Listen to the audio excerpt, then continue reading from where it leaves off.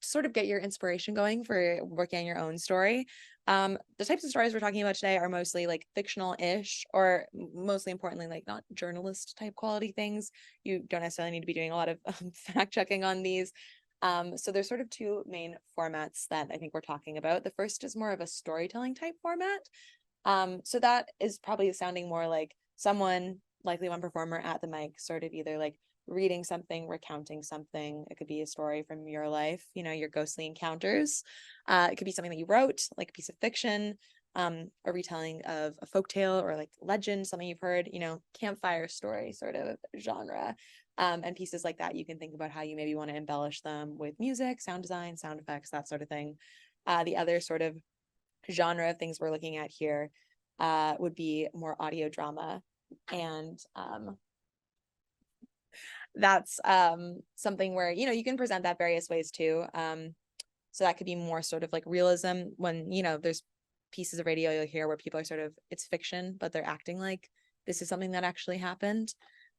Or there's maybe the more theatrical side of things where people are performing the story like it's a play. And that sort of, it's presented that way.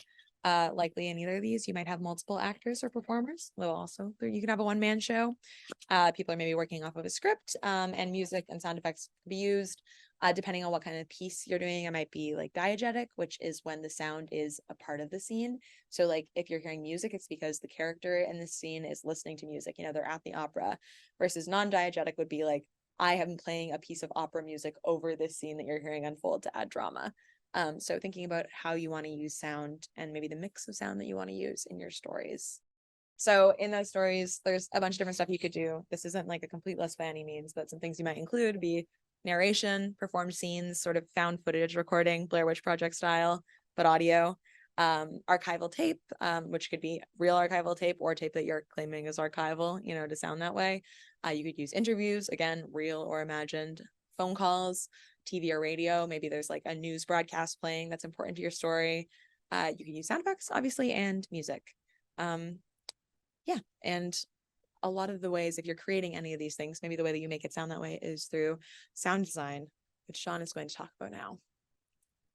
All right, so sound design is really fun to play with, and a lot of effects that you can create that make and enhance a story that you're trying to tell.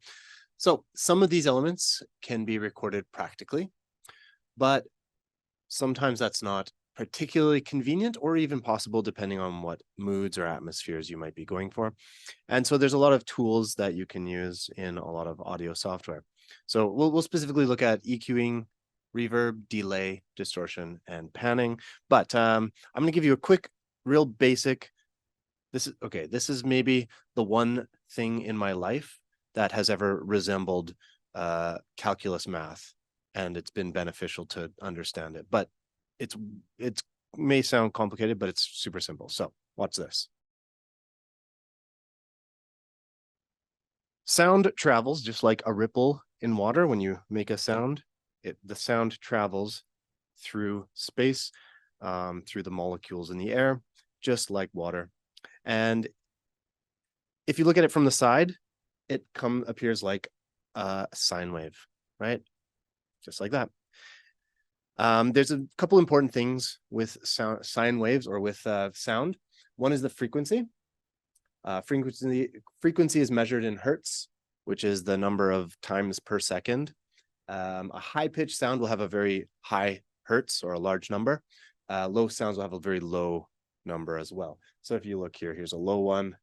That would be more like a bass sound, and a high one would be some high shrill alarm or something. Next. Now, amplitude is the other one, and that's how big the wave is and how high it goes. And this is measured in decibels, and this is just basically measuring how high the amplitude is going for each one of those peaks of the sound wave. And there's numerous ways to measure it. For example, at a concert, you'll often have a measure that counts up from 0, and a concert might be 105, 110 decibels, and higher than that is potentially damaging, so you want to limit that amount. in audio software, however, it's often measured from like -80 all the way up to 0, and 0 would be the maximum level. And so that's what we'll kind of use when we're talking about Audacity's sound levels. And so a good radio broadcast limit is -2 decibels, but ultimately you want to find a good balance between the sounds of everything, and make sure you're not going too much louder than that, because that can cause distortion, which we'll talk about later. All right, EQing, short for equalization. Equalization is used to balance the frequencies. So you want to have a good balance between the low frequencies and the high frequencies. You don't want one to be particularly loud and one to be particularly quiet. So it's finding that balance. You can also do some really interesting effects with it. So sometimes removing the background noise, if you record in a space that has a loud hum, you can remove the bass frequencies and it'll make for a silent sounding recording suddenly. Traditionally also, if you were trying to do a phone effect, they were limited in the bandwidth just for the technology capabilities. The lowest tone was 300 hertz and the highest was 3000. So I'll show you what that sounds like in a bit. A few ways to use EQing in Audacity is with graphic, filter curve, and high and low pass filters as well. Maybe I should show everyone that really quick. So let's look at Audacity. Okay, here we have a lovely conversation. Let's take a listen quick. Amber, how was your weekend? It was spooktacular. I hung out with Dracula all weekend. It was so good. How was yours? Oh, just nothing exciting, just a classic seance, spoke to some deceased relatives. Okay. Just really your I'm gonna stop that there. Let's make that sound like it was on an old phone recording. So, yeah. Now, okay, on an old phone, you would go to your EQ. There's a few ways you could do this using the filter curve EQ. You can reduce it from here down like that, 300 to 3000. You could also use a low pass filter, but you'll notice as soon as we do this, we'll apply. Amber, how was your weekend? It was spooktacular. I hung out with Dracula all weekend. It was so good. How was yours? Is that like a standard range? If you wanted old phone call, you would always use those hertz. Like you would always do that range, which is what like exactly. Yeah, that's 300 to 300 to 3000 hertz, and that's just the limit that they had at that time. So that's one way, one thing you can do. But you can also potentially create effects that sound like somebody's further away by having the lows disappear, and as they get closer you might start to hear lows a little bit better. So you might show distance as well by using EQ. That's one of the ways. Okay, so continuing on. Reverb is used to add the sound of a space that you're in. By adding more reverb, you can do things like make it sound like you're in a large cavernous space. You just want to make sure your original dry audio, there's a difference between dry, that's the unaffected audio, and wet is the audio that has the effect applied. You just want to make sure your dry is still audible, if that's what you're going for. So let's take the same thing. I'm going to remove that EQ and put it back as it was. I'm going to put on a delay, or sorry, a reverb. And let's make the room, so I think this will be pretty interesting. Let's see how this sounds. Amber, how was your weekend? It was spooktacular. I hung out with Dracula all weekend. It was so good. How was yours? So now it sounds like we're in kind of a big cavernous area. And that the amount you add will determine the space, the size of the space. Can you maybe go through a couple of the like various things that were said on there, Sean, other than the room size? Does that other stuff matter? Yeah, it can. There's a lot to really go through, but the important ones will be the size, the reverberance. So you can have less reverberance. That means it won't be as cavernous sounding. Like not as much echo. Yeah, sort of. And then The more reverberance will be, it's a little bit boomier. There's more sound bouncing around in there. You can also adjust the tones for you want low tones or high tones. This is a balance of both. And then again, the dry gain, if you keep this high at 1 and the wet gain, then it'll sound more like it's in the background. Amber, how was your weekend? It was spooktacular. So you can hear that difference as well. But ultimately, I'd just recommend playing around, seeing what you think sounds good. Okay, from there, often used in conjunction with reverb is delay, which is an echo. And this also gives a sense of the space, not just the size of it, but it'll show the material that the space is made of or you're surrounded by. So a short delay will be more common in a smaller room. Like in here, we don't have much sound bouncing off the walls. Whereas if you're in a large cave with hard walls, you'll hear a lot more sound bouncing off things. And the amount of sound that is in the space will also contribute to how much you can hear and how well the echo will be heard as well. So let's try adding a little bit of delay to this recording and see what we get. So this is if you think of an echo, it's going to come back a little bit quieter each time it bounces off a wall. And so this is the amount. The length of the delay, if you want a small space, you'll have a shorter delay. But if you want a big space, you'll want a larger delay. So if you think of like the classic Bugs Bunny in the canyons, that's going to have a long delay. But if you're realistically in a cave, it'll probably be something more like a second, depending on the space. You can change the pitch of the echo, so it might be going down or up depending on the materials you might be around. And let's see what happens here. Amber, how was your weekend? It was spooktacular. I hung out with Dracula all weekend. It was so good. How was yours? So that might be too much. Hi, that goes.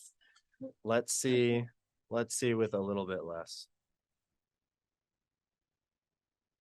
Let's try just a short delay. Amber, how was your weekend? It was spooktacular. I hung out with Dracula all weekend. It was so good. How was yours? So that gave a sense of some sort of spacey, maybe a trip of some sort. I'm going to try one more with, let's do a shorter delay, a little bit less for each return echo. It's more like 10. Let's see how that sounds. Amber, how was your weekend? It was spooktacular. I hung out with Dracula all weekend. It was so good. How was yours? Oh, just nothing exciting, just a class. And so now you can hear that it sounds like a cave, right? And you can hear the sound bounces back, not too much. The main voice is still most audible in that process. So, all right, distortion. Now, distortion occurs when a sine wave, which should be nice and round, is too loud. And in audio software, it'll hit the maximum level.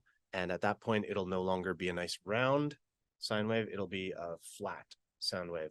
And that is used to create a distorted sound. That's exactly how guitar distortion is. So when you press the guitar pedal to make the distortion, you're cutting off the bottoms or the tops and bottoms of that nice round sound. And so it essentially you're breaking the sound, and you can get some interesting results from doing that. So let's see. I have some thumps here. Let's use these. So here's what they sound like as is. Now let's try putting on a distortion. Okay, so here's the level at which it's going to clip. -6 is probably fine for now. You can also adjust the drive. We're going to add a little bit more to see what happens. What is your drive doing? Drive is showing how loud it's going to make it. So more drive is going to be louder. Less is going to be a softer, less noticeable sound. Let's just see how this one sounds.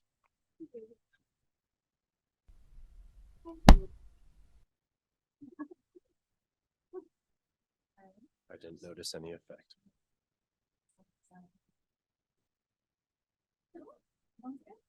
Let's change it up. Put it up a little higher. Put this a little bit louder.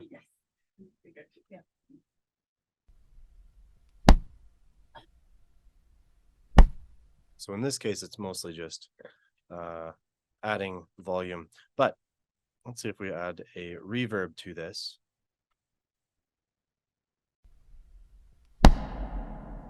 And now add a distortion again and see what this creates. I'm going to do it even louder.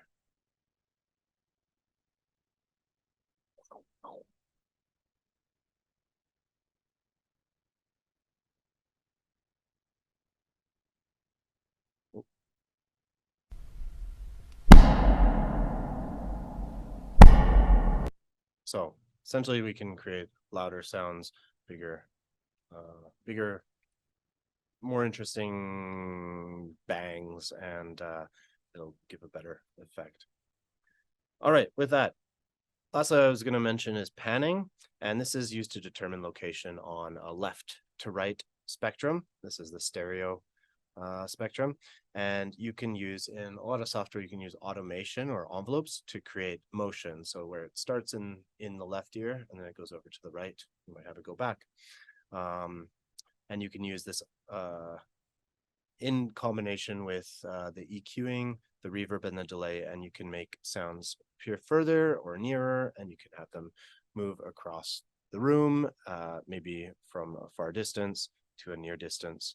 And again, you'll be playing with the low frequencies, the high frequencies, and all of those things to make that.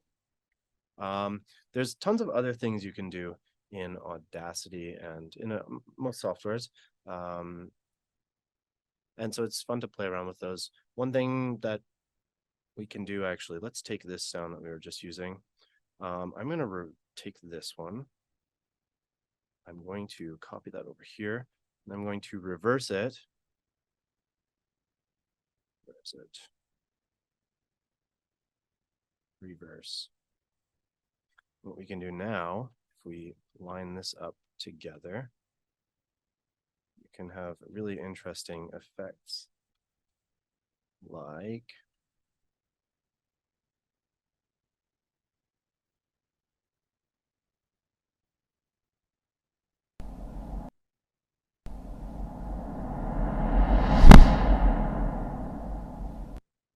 so you can have a,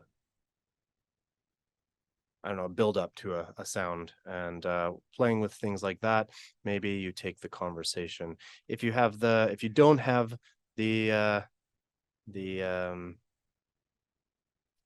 don't have the right atmosphere, sometimes you can create them just really simply using your recording of anything. So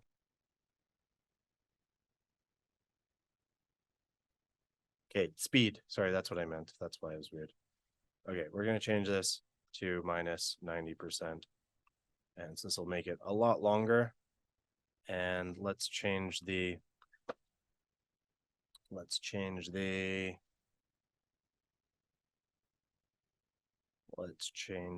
pitch down a couple notes, maybe something like that. And now this would normally make somebody sound like a I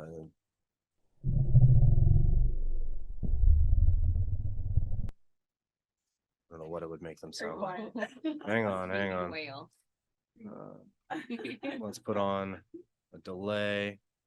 Let's put on a reverb.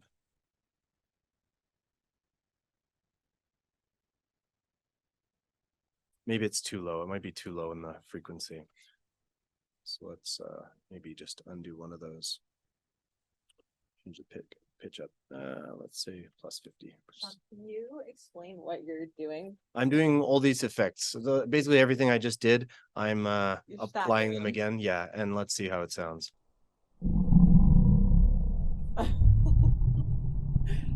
Ominous. They're very ominous. So all these different things you can play around with to get varying sounds and effects, and you might find something surprising that might inspire you to take whatever you're working on in a different direction. Cool. There you go. Great. Thanks. That was sound design with Sean. Our special guests. We have Alex and Emily who co-created Parkdale Haunt, perform in Parkdale Haunt. Alex directs Parkdale Haunt. So very accomplished for the series. Yeah. And maybe I'll read both your bios. So Alex is a writer, audio and casting director, illustrator, occasional bassist. As a writer and illustrator, her work has previously appeared in Flair, The Toast, Slackjaw, TSN's Bar Down, Jezebel, and McSweeney's Internet Tendency, among others, and was a contributing author to the Canadaland Guide to Canada book. She's also a cast member of the D&D actual play podcast Dice Shame, and co-creator, writer, director, and producer of Parkdale Haunt, and also plays Judith. And Emily is an award-winning Canadian-American writer, editor, educator, voice actor, and book publishing professional. Her writing has appeared in publications such as The Globe and Mail, The Wall Street Journal, Humber Literary Review, Cantheus, The Manola Review, and Room Magazine. She's the co-creator and writer of Parkdale Haunt and plays Claire. It's true. So I have a clip that Alex sent me. I thought maybe you guys could do like a quick, I sent the trailer out to people today too, but maybe do sort of like a quick sort of summary elevator pitch of the show, and then we can share a clip and then chat about the show. So Parkdale Haunt is about a girl named Claire. She inherits a house from family members she never knew. She moves into this house, and her best friend, Judith, convinces her to do a home reno podcast. As they start doing this podcast, things go very, very wrong. So the show starts with Claire has gone missing, and Judith is going back and reviewing the tapes of the home reno podcast that they made together to try and figure out what went wrong, what happened, and where Claire is. Awesome. Yeah, so we have a clip from the second episode. There's 3 seasons. Most of like sort of the question and the clips and stuff are a little bit focused around the first season, just like as an entry point. Okay, I don't mean to sound dramatic, but wallpaper is the worst thing in the entire world. I guess it's a good arm workout. No, that's not true. What were people thinking when they wallpapered everything? Right? And by the way, you say that about everything. You'd probably say that if you got buried in an avalanche, like, oh, well, at least my arms are getting nice and toned. Hey, I'm a glass half full kind of person, although I'm a little worried that the glass is half full of spit. Anyways, hi and welcome to Yes, in My Backyard. Today we're looking at how to remove wallpaper from walls. Layers and layers of it. Every time I think we're at the actual wall, there is more paper. I think this might actually be hell. Well, yeah, but we survived Home Depot. Barely. Claire and I have been scraping for a few hours, and once you get past the onion-like layers of ugly floral paper, there is an awful lot of creepy graffiti underneath here. And apparently, a door. Yeah, it turns out there's a door wallpapered over in that room in the attic that definitely isn't haunted by a ghost that's gonna come out and murder us all later. It's probably just a closet. Well, we tried the knob, but it was locked. I have a bunch of random keys from the lawyer, so we can try them again later. But we're gonna wait until we get the feelings back in our arms, and you know, this is all a little bit too flowers in the attic for me. Yeah, we're definitely gonna have to do some investigating about the history of the house. So, in sum, this house has a weird attic and a spooky basement. I really hit the jackpot, didn't I? Yeah, you got something that's creepy from top to bottom, but hey, we haven't even really been in the basement too much yet, so I don't know, maybe once you get past all the spiderwebs, there's a really neat games room or a wet bar. Yeah, that just sounds like a man cave. Ooh, if I inherited a man cave, I'm gonna start wearing hockey jerseys and drinking Labatt 50, and I'm gonna talk about winter tires. Serious question, Claire. Have you ever met a man before? Yeah. Anyway, so we snapped a bunch of pictures of the graffiti for reference, and we're planning to plug in the words to Google Translate. I mean, I want to know what they mean before we paint over them. Yeah, I mean, we could try that. Is there an option to translate Latin scripture from hell into English? I mean, if you have a better idea. I mean, you could just leave it up. The witchy aesthetic thing is super in, and we can just paint your nails black and call it a day. Oh, that is perfect. I have always wanted my house to have a real, Welcome. I'm a serial killer. Kind of a vibe. Well, in that case, we can just get you another Live, Laugh, Love wall decal. Those are just as scary. Yeah, my mom bought me that. I don't know why. Changing subjects. I'm gonna plug that big one over there into Google Translate. And what do you know? There is a Latin option. Where was this when I was making up MSN screen names? They could have been so much deeper. Okay. So according to this, it says, et per ignum And a fire. in anum diem In one God. cum pura nomina With pure names. abstulit et consurget Will rise. producem ignem I will produce a fire. fieri unum One possible. cum moloch. Molech. Okay. I have one question, and that's what the hell does that mean? What was that? Sounds like something fell. Huh, okay. Okay, I'm gonna make us some tea or something.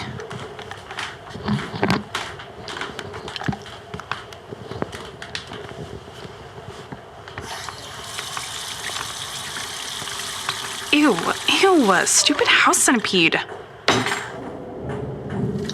Ugh, stupid plumbing. Oh my god, what is that? Holy shit! Get off! Get off! Get off! Where the hell are these coming from? Oh my god, what is that?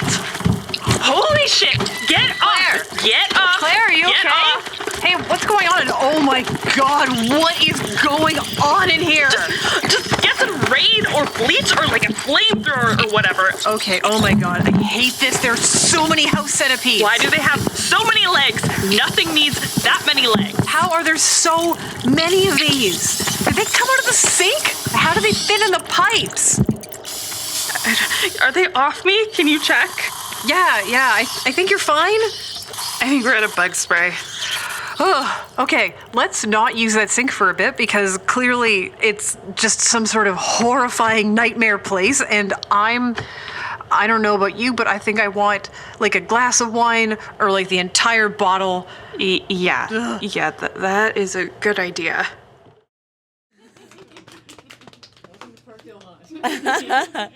I think it's a great clip because I feel like it has so many great things about the series, which is some building tension and it's fun, but it's also freaky.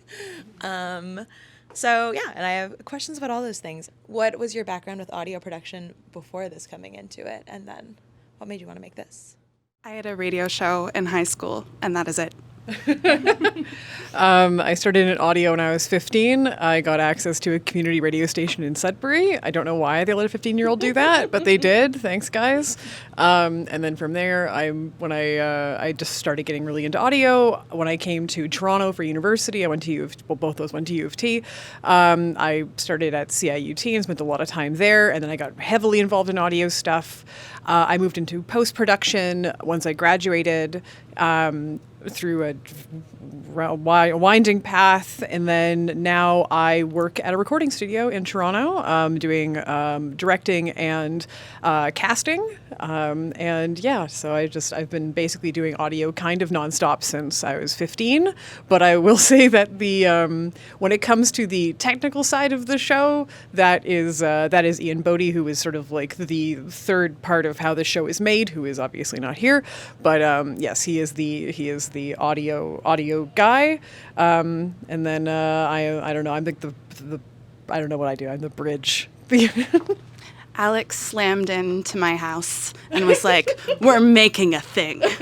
And then she slammed into Ian's office at work because they work together and said, "We're making a thing." Yes. And then we all made a thing together with our fearless leader who brought us together. Do you like scary things? Was that like, were you like, I would like to make something scary? The funny thing is that I'm like a total coward of the two of us. I am the horror movie baby who's like when like things are scary, I'm like on my phone like furiously reading Wikipedia to like check for scares in advance. I like scary stuff, but I'm also like quite a scaredy cat. So a lot of stuff when I'd be writing would be sort of working off my own fears. And when I think about horror stuff, that is where Emily is the true wealth of knowledge and the true horror fan. Yeah, I'm pretty obsessed with horror, and I always have been. I grew up in a house that was haunted, and Start you off. yeah, it started me off quite young. You know, the scratches underneath the floorboards, and a really spooky basement with weird graffiti from whoever lived there last. One of which was on a wall in the unfinished part of the basement. It just said, "Help me, I'm trapped," in red graffiti. This all sounds like very familiar. Also Yeah. having, I know, we channel our personal experiences, right? So I have a history with basements. But yeah, so I definitely was really excited to work in the horror genre just because I'm such a huge fan and I live and breathe it. But Alex had introduced me to a horror fiction podcast called The Magnus Archives, and I just got incredibly obsessed with it because I had been super into podcasts from the start. Like, I remember, I don't know, Serial, and before that, I was just a really early adopter of listening to everything, but I hadn't really put together that fiction was an option for podcasts until you introduced me to this show and the Magnus Archives. And then from there, I just kind of listened to absolutely everything that was out there. And we both got obsessed with these shows at the same time. So we talked about them nonstop with one another, like to the point where, like, I had a New Year's Eve party and a trailer dropped for one of these podcasts, and I made her come into my bedroom, and I turned off the lights, and we just listened to the trailer. There was like a party going on outside. You didn't make me come in there. I was in. I was like, oh. So when we started talking about wanting to do a show together, wanting to work together, and collaborate, horror was a pretty easy pick, I think, because we were so inspired by all of these other shows. Yeah. And I think when it comes to the audio side, I love the challenge of horror, especially because there's lots of ways to be scared, but once you start cutting off different options for different senses, like once you remove a visual aspect, that means that suddenly you have to work with a very tiny palette of what will actually be an effective scare. And I'd find that just so fun to do, like just that challenge of having to be like, what is scary when all you can work with is sound? You cannot have a person hiding in the background and have that moment where you see the shadow loom in. Shadows don't have sound, you're screwed. So there's something very, very fun about that. And it was really fun for us to do that and to sit down and to think about, like, what is scary when you only can use sound. Yeah, I was curious about that. Like, did that feel pretty trial and error of, like, writing stuff down or, like, recording stuff? I mean, like, oh, maybe it's not scary, or, like, actually that's, like, wildly scary. Like, how did you figure out how to make it sound scary? Well, I think I remember, like, looking back at, like, I remember the first pass of the first script we did, and we just sat, we were writing in a Google Docs. We were, like, going back and forth and writing all this stuff. And then going through, and I remember the first pass having to go through and start removing things that didn't work in audio, because I'm like, they're great ideas where one of us would write it and it would be, like, very cool to read. And then I would sit down and I'd think about it. And I'd be like, wait a second, like, it just doesn't work because it's visual, or it's, like, just too, like, drawn out or something. And so it was a really fun experiment, especially those first few episodes, to, like, sit down and for both of us to, like, look through all this stuff and to be like, it's a cool idea, but it doesn't work. And a lot of the times the thing is it's visual, and I feel like after like the first few episodes, we had a good feeling of, like, what would be scary, or at least what would work. But it is an interesting challenge to work with that and to find things and to find, like, motifs to come back to within a show, that so you can keep scares that are, like, you have fresh stuff, but you also have scares that you keep coming back to, where the listener now is aware of, like, oh no, this thing's happening, yikes. For sure. I think for me, a big learning curve was working with this team. I have a background as a writer, a literary writer, and so that's what I'm used to. So I realized once we were working collaboratively how many new options were available to me. I didn't realize what a wizard Ian everybody would be as a sound designer.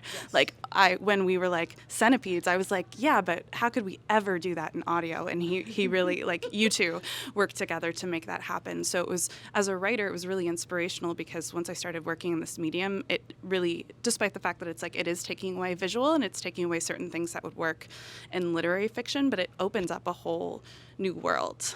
So we really wanted to capitalize on the medium we were working in. One of the ways that we did that is that, especially the first season, is a found footage podcast. So it's supposed to feel very like naturalistic and real, as though this could be a real thing that you just found of these girls making a fake podcast. Like when you Google Parkdale Haunt, one of the autofills is like Parkdale Haunt real. Right, but that's so satisfying. It really is. Yeah. And then we kind of play with that construct of found footage, where when they return to the tapes, they start changing, and there start being weird effects that they didn't hear at the time. They only hear them when they're playing back. And so through that, I feel like we really capitalized on using audio.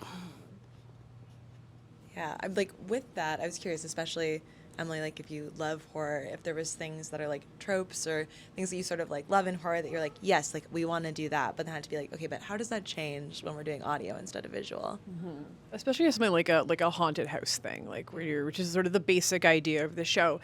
Houses are great because they're tight spaces, so you're working with the concept of like a room, and they generally have lots of sounds that, like, when you actually think about like when you build a room, there's so much like weird little audio that you can build in there to make it feel more realistic, but that can also be very unsettling. So the house settling, pipes, floorboards, just like, you know, the sound of something else distant in the house.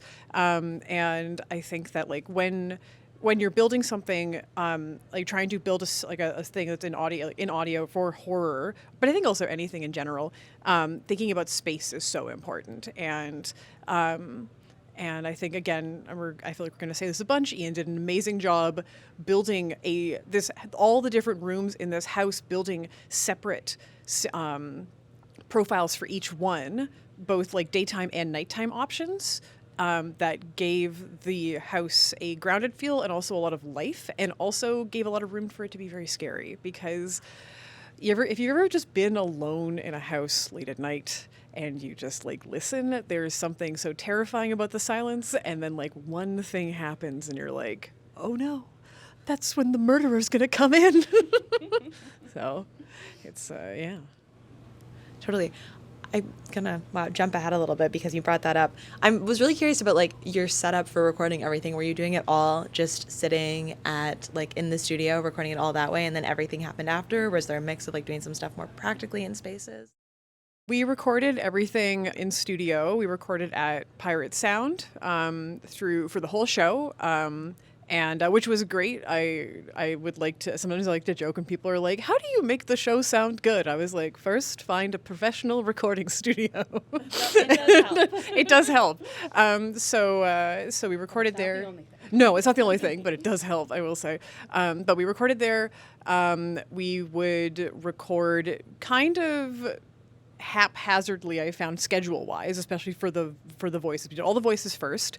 We would record kind of in bulk with whoever we could get. So like, you know, me and you would record a whole bunch of like Judith and Claire scenes through like 4 different episodes, and then you'd get a day where I'd record with Ian and I'd record just like, you know, 4 episodes with him, and then we would bulk record all the like the more like the B parts and the bit characters and everything, and then I would sit down and I'd start doing a real copy and real puzzle piece kind of job to fit it all together. But yeah, we also recorded a lot season 2 during COVID, during lockdown. So we would be in 3 separate studios. So we didn't see each other through any of that. So we just would be in different rooms.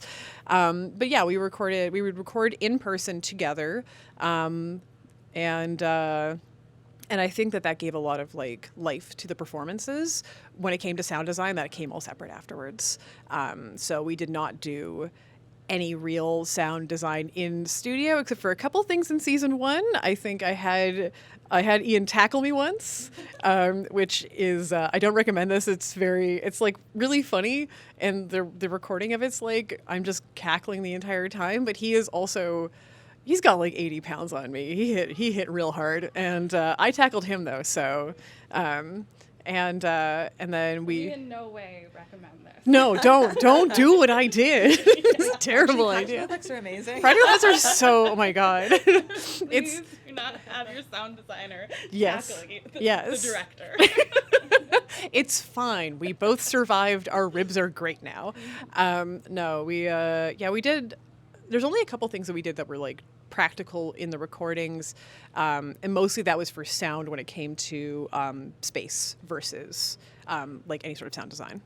Right, yeah, because I was curious about that, because I feel like the show, especially the first season, is very much like you have scenes like in the house or sometimes like out in the world with other people, and then you have the scenes where it's like you are sitting in this, you are actually in a recording studio, and they do sound like quite really different, which I guess is all just sort of was all post-production, like processing and all that stuff, like even in terms of like it sounding like being in the space, the quality of the recording sometimes sounding a little different afterwards. Yeah, that's all post. We recorded everything in studio. There was no on site for anything, so that again comes down to just real good post work, and just having that mixture of like the spaces built, all kinds of stuff, outdoors, indoors, everything, and then also just understanding like how to make these people sound like they are not sitting in a little room or something. So. You have neglected to talk about the episode in which Ian is buried alive. Sorry, spoiler. But for that, he did build himself not a coffin. It was but, as close to a coffin as you were going to get. Yeah, something like a coffin in the studio, and recorded from that. And you really get sort of the suffocating claustrophobia from that physical space. He recorded it in the dark. It was. We recorded that. There is an episode where one of the characters is trapped in a box, and it's deeply it's very, very unsettling. And he, when we recorded it, it was like late o'clock. It was late at night. Ian and I had been recording all evening, and I was like, let's just do this episode. It's basically just him. I was like, let's just do this. Let's try it out. And I thought that he would like maybe lie down or like get like something, and he starts pulling out baffles and like a table and like all this stuff, and he builds like a space like shorter than this, like this table here, and he goes in and he turns out the light in the studio, and he crawls into it. He's on his back. He has like an itty bitty book light in there so you can read the script. And I'm sitting in the booth just like, what is happening? And he's in there and then immediately starts acting. And the first scene that he's doing is basically his character having a full-on panic attack. And then I'm basically having a panic attack because I have to sit there and be like, oh my God. And yeah, it was incredibly intense. And even the raw audio when I sent it to you was real upsetting. Yeah. It's so interesting because sometimes when we listen back to the raw audio, or at least when I listen back to the raw audio, like for instance, the clip we just listened to, when you listen to it without the centipede noises and it's just us reacting to nothing, it doesn't really have an effect. But in this case, the audio itself, because it had been recorded in this small space, you could feel it. You did even before anything was on it. Yeah. When you're talking about like building out the spaces, can you talk a little bit more about that? Like, is that you sort of figure out like your presets and you're like, we're in the living room, and so this is how this sounds. Like, was that process like? Yeah, I'm gonna speak on Ian's behalf. I brought a hat. I could put it on and pretend to be him. Oh, yeah. I brought a hat, so when I answer any sort of like sound design questions, I can hold this. We like to record as much as we could in real time, but we all have different schedules. So often in scenes when it would be me, Alex, and Ian wouldn't actually be there, so we would read his lines. So we would steal one of his hats and put it on when doing his lines. Yeah. And I have a really accurate impression of him. So yeah. I'm Ian. Yes. Like. We have a supercut of just both of us just impersonating him. That's not what he sounds like. It's not at all. You have the hat on. Yes, I have the hat on. So I'm going to speak to as much as I can to this. When building these spaces, it's you're trying to understand sort of like how space works and how a room's going to sound. So you're sort of working with both the size of the space and also like what time are you in? Is the scene in the middle of the afternoon? Is it in the middle of the night? What's the weather like? Is there tons of people in the room, kind of thing? So you're trying to think of all these little variables. For how to build a space. And I mean, one of the things that was nice was that, again, we're in a house, so houses are pretty predictable. You have a living room, there's going to be soft furnishings and carpets and stuff like that, so you kind of want to like deaden the sound a bit. It's not going to be like an echoing cavern or anything, but there is a lot of stuff that you're trying to build in here to make it feel both grounded and interesting and but also kind of malleable. And I think that it's a mixture of finding all the various pieces of types of all the sound design stuff to get that sort of room tone, and then also working in all the various presets to actually get the feeling of like, is it a close space, is it a wide space? Because we worked with a ton of stuff of like, there's a lot of like obviously like house things, but then you get like a weird concrete basement. There's scenes set in pocket dimensions and like a terrifying, impossible, not a church, but like a worship hall or something. And like some of this stuff gets like very, like there's an en route. There's there's all kinds of stuff. So there's a lot that can be done. But and I know that Ian's one piece of advice to himself after working on the show and to anyone now is if you're building all these rooms, save them all so that when you have to like go into your next session and you're like, oh, the living room, you're like, it's right there. I can just pull my sound design and like dump it in here. And then you're not like going back through old sessions trying to find things and rebuild it, or having to rebuild it from scratch because you're like, well, what did I do? What does the basement sound like? Totally. So you guys did 3 seasons of the show, and I was curious, like, and maybe also if you could think about anything that could be applied to maybe also shorter form stuff if people aren't making 3 seasons of a show, but just in terms of like of the storytelling and building tension, and like how you sort of decide, like, did you planning out the season arc and in terms of having it be scary and have it be tense, but also have like those moments of relief and just like pacing it out? Great question. I think something that was definitely important to us is we did want there to be something scary in every episode. We wanted to make sure that each episode was self-contained and had its own arc, had its own movement. Things at the end of the episode are not the same as they were at the beginning of the episode, because otherwise that can just become too stagnant. But when we were first mapping it out, we did have a rough idea of the 3 seasons, so we kind of knew what a very, very top-level general arc was going to be in terms of the characters and the character journey. I mean, that obviously changed as we wrote, but I think we always knew where we needed to get to by the end of season 1, by the end of season 2, by the end of season 3. But I mean, I think the other thing would just be that it can start slower and then get very breakneck at the end of all of our seasons. It'll start a little bit more even-keeled, and the lore and things will build and build that once you get to that third act. I guess, in terms of act structure, I think that each of our seasons have an act 1, act 2, act 3. And so once you get to the 3, it's the relentless to climax. Yeah. Season 1 is the sort of slowest burn season. I think that there's like, it could be kind of quiet at points. And then it definitely ramps up once you get into the back half of it.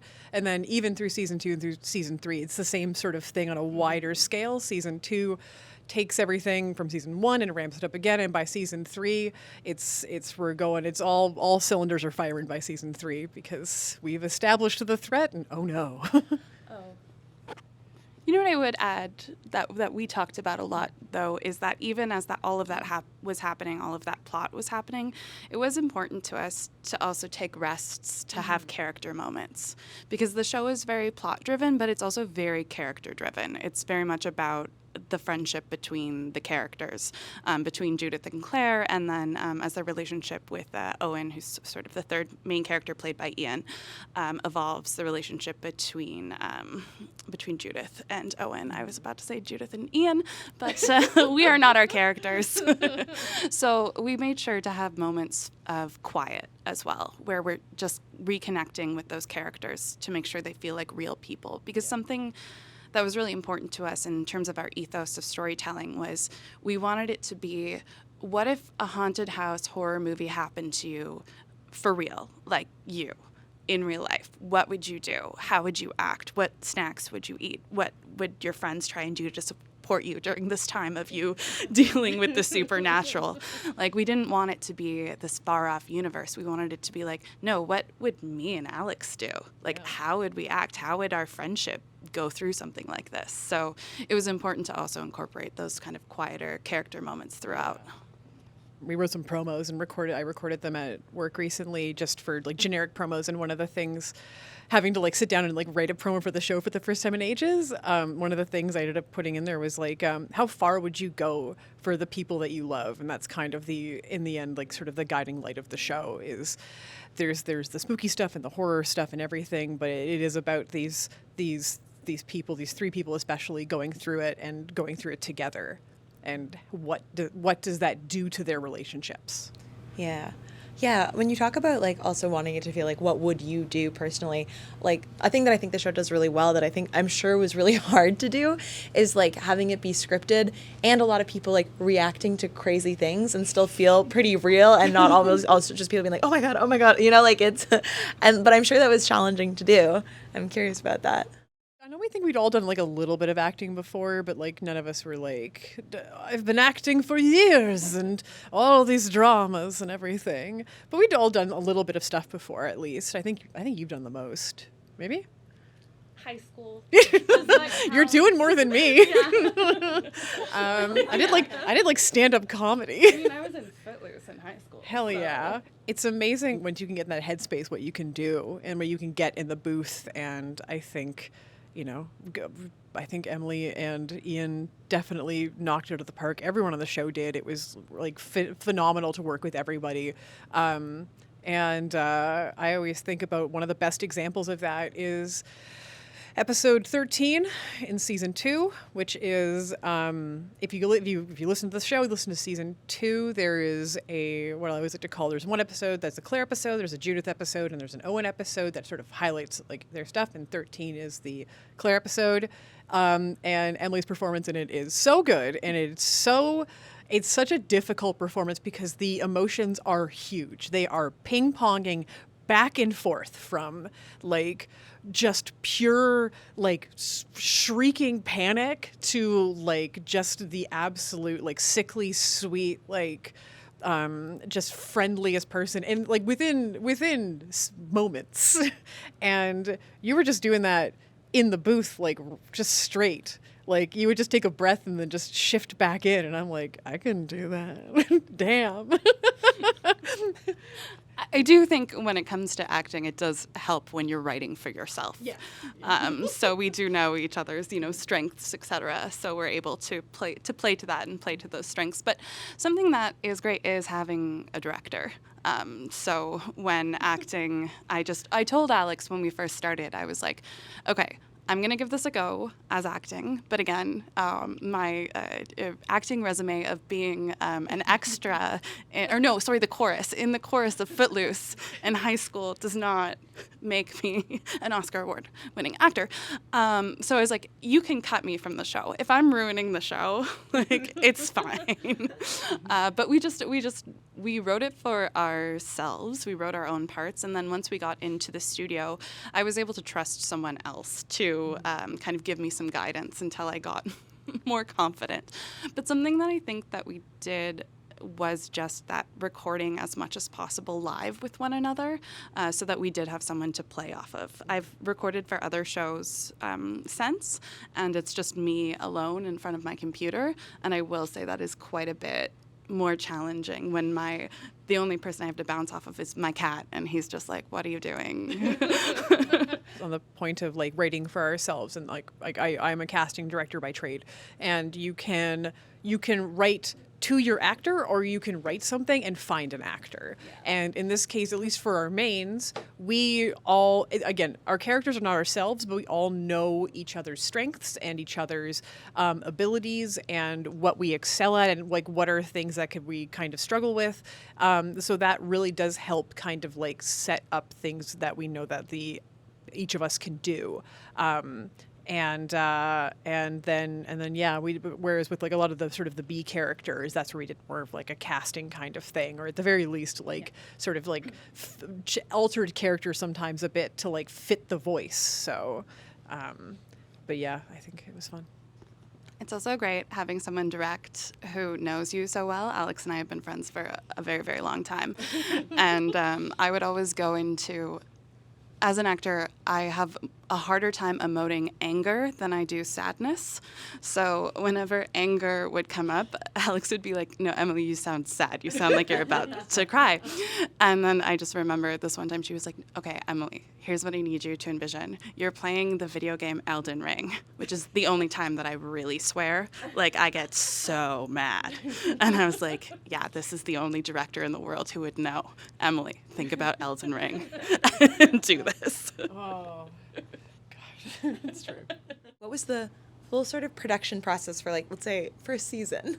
Like, step by step. The first thing we would do is Emily and I would sit down together and we would spend like usually like an afternoon, an evening or whatever, and loosely start mapping out the season. And this is the no bad ideas section. This is just sitting down and going, what if we try this? What if we do this? And you have a big long list of everything that we could possibly do in this season and an overarching kind of idea of where the season is going to go. Here's where we want to end. Here's where we're starting. Here's all the stuff that could happen in the middle.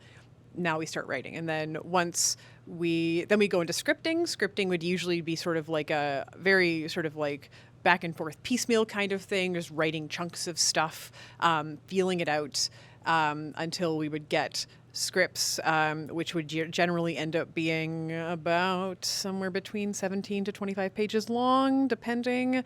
Somewhere out there, Ian just looked up at the sky and like shook his fist, because when I first pitched him the show, I was like, episodes will probably be like 15 minutes long, like no longer than that. And there's a great email that I have a screenshot of from season 3 where I had sent him episode 1, the dialogue edit, and his response was just, lol, this is 50 minutes long. 5-0. Oh, I'm shocked he's still friends with me. But no, so Emily and I would go into writing. The writing would just be a lot of back and forth. And then right before we'd go into the actual recording stuff, I would sit down and I would just do one big pass through everything, basically just to make sure that that all of my notes are ready, all of my sound design stuff's laid out so I can hand it off to Ian once we're in. Then we go into recording. Recording tends to be, again, pretty all over the place timing-wise, because we have jobs and Ian's got a kid and all this other stuff. But we would spend probably about maybe 2 months recording. Well, 2 months, season 2, season 3. Season 1, we recorded over the span of like 9 months. We didn't know what we were doing. Yeah, we made season 1 before we had any distribution plans. Yeah, we made the whole thing and then we released it later. Yes, yeah, we just had fun. We were just cracking beers in the studio and having a good time. So yeah, then it's recording. Recording sessions would generally be evenings and weekends, so they would be anywhere from like a couple of hours to, I think one of our longest was I was there for 9, because I would be there for all of them because I'm directing. So that was, yeah, they would be sometimes quite long. And we would try to knock out like as much as we could. I would generally come in and be like, here's all the scripts we're going to do today. We did not do a lot of stuff that was like all the cast on the floor. It was just generally too hard to schedule everyone. So there is literally only maybe 5 or 6 episodes total where we had everyone on the floor. And I think that's like 5, 10, 20, 26, and 30. Yeah. And everything else was very, very piecemeal and all over the place. But it worked, and we would generally try to record all together, and then just do pickups later. Once that was done, once I started getting episodes like finished dialogue wise, I would take them and then I work in Pro Tools, so I would sit down in Pro Tools and start cutting together all of the dialogue and timing it all out, which is both like really satisfying and also like boring grunt work, which is why I didn't want to put that on Ian. So I would sit down and I would sit down and cut together all of the dialogue, go through all the takes, pick everything this would take. I think the first episode took me like 24 hours. It was brutal, partly because it was like I didn't know what I was doing, and partly because I kind of knew what I was doing. Partly because I had to hear my own voice so much that like I'd hear my take and I would like slam the pause button and be like, ugh. And then once dialogue edits are done and they're timed, I like, and in the session, it'll be all laid out like each character, and then if there's variants of what the character's doing, if there's phone calls, if there are like possessed moments, if there's anything like that, those things are separate, so that those are already separate tracks that Ian can put any sort of like sound design stuff on, because usually there's effects, there's different like plugins on them. So yeah, anything that's kind of out of the ordinary, if it's not just like the basic character stuff, it will be in a separate track. Like Claire possessed, Claire on the phone. Yes, like, all those are separate, so that it just makes it easier in the once Ian starts doing his sound design stuff. And then also in there, every single location change is markered. So that also makes it easier. I also would go through each script and highlight every single bit of sound design. So it would be like, it was blue for sound, it was blue for sound effects, and it was green for scene changes, and it was yellow for the static motif that runs through the show, because then stuff wouldn't get missed. And it just makes it easier for him than having it be like, here's a script, good luck, read it close. So then it goes to Ian. Ian does all the sound design, builds the whole thing out, sends it back to me. I do a pass and send back all of my notes of anything, usually like timing stuff, something maybe missing, blah blah blah, and then it's done. He does his fixes, and then it's done. So, and then we put it out in the world. So, It sounds so easy. Yeah, it's super straightforward, and I would say each episode takes somewhere between 18 to 24 hours to do total from recording to final. So there's a lot of work put into each one of them to build all those things out. I'm just wondering, what's the casting process like? So is it kind of like typical casting where, give a character description and then you send out slides? Is that also similar workflow for you guys? It's a different workflow for this due to the fact that just it's a smaller production. So like in my day job, if I'm doing casting, it is like the standard sort of thing. I will have a script. I'll have my a client come to me and say like, here's my script, here's my character, blah blah blah. I go to all the agents, I pull names, I get auditions, or I do them in person. For this, it was a mixture of sort of like sitting down, looking at the characters that we had, or who we need to cast, and then thinking through like a list of people that we could sort of like go to, and then kind of working out like who makes sense here, and then usually just trying to get them in the booth. Because if they get in there like really flub it, then I would just be like, this isn't working. But luckily it worked out quite well, and I think that the real true outlier is Taylor, who I had zero clue what to do. We wrote a character who is real niche, is Austin Bird. He's real wild, and I was sitting there going, I don't know what this guy sounds like. Normally I can hear voices super clear in my head, not this time, and.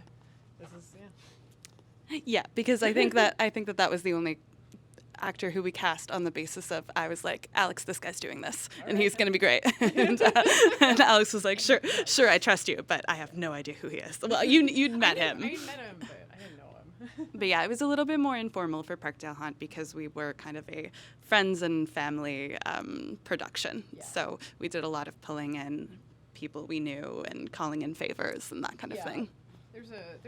There's a couple actors who I'd worked with who I pulled in for this. There's both of my bosses and my husband's boss were on there. And murdered fictionally by two of them murdered.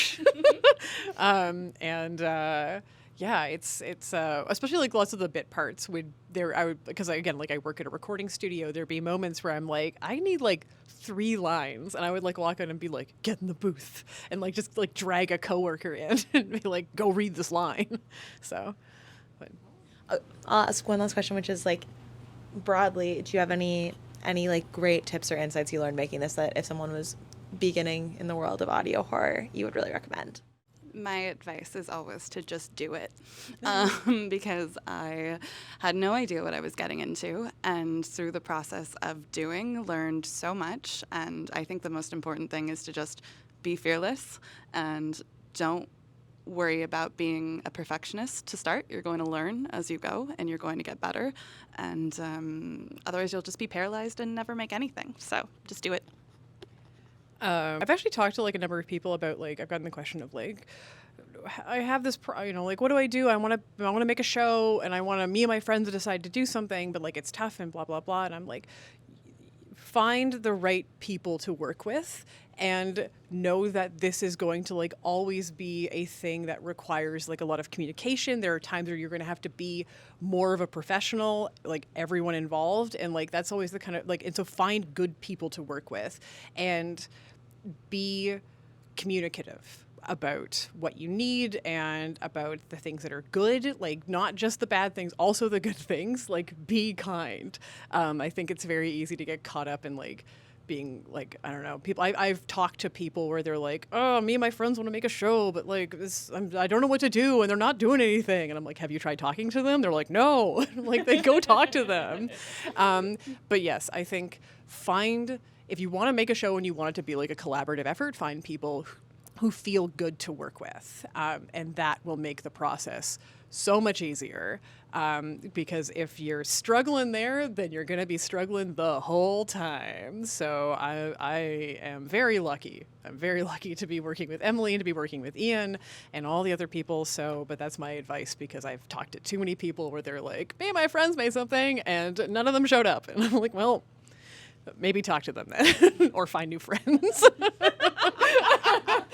That's my advice. Find new friends. Just drop the mic. Keep them as friends, but don't. But, you know, whatever. Oh. Perfect. I feel like that's a great place to end it.